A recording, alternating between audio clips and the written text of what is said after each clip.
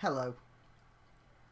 And I couldn't let any more time go by without mentioning that oleaginous embarrassment to the human race, Linda Sarsour, the Miss leader of the recent Women's March, who seems to be judged by the left more for what she wraps around her cranium than what she spews out of it. Last week, Sarsour gave a speech to a convention of the Islamic Society of North America, and the Huffington Post reported her speech, sniggering that conservatives freaked out over her use of the word jihad, which they then proceeded to define as simply a word meaning struggle.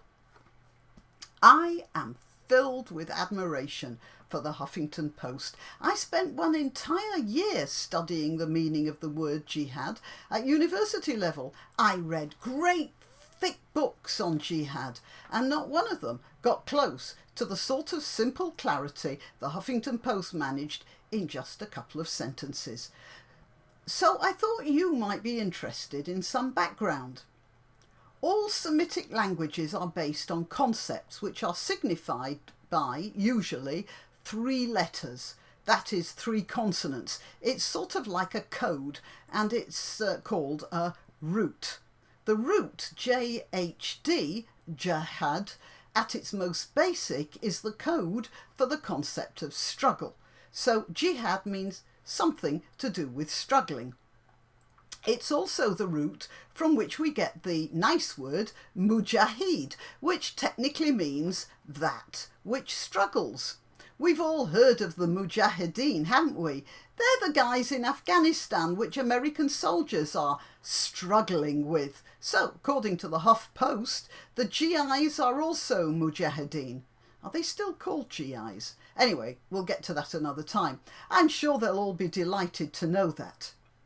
The Huff continues with the remark that despite a campaign to educate people about the proper meaning of the word jihad, the reaction to Sarsour's comments shows that the misunderstanding persists. Well, we're all a lot stupider than the Huffington Post, aren't we? OK, so talking about the intelligence of the Huffington Post, I shall now make a short digression into the word silly.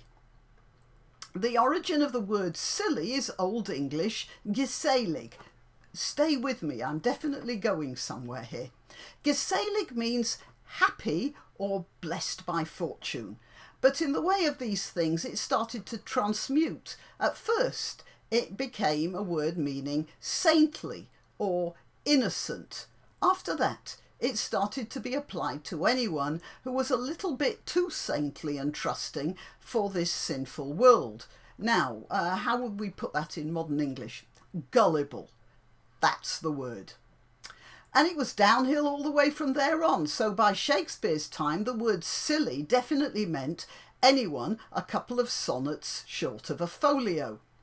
So that's the word silly. The original meaning, the root, if you want to call it that, still means happy or blessed. But that's not how we use it today, is it? So if I described the Huffington Post as being silly and they took offence, I probably couldn't defend myself by pointing out that the root of the word actually means happy or blessed, and making out that is what I was really trying to say.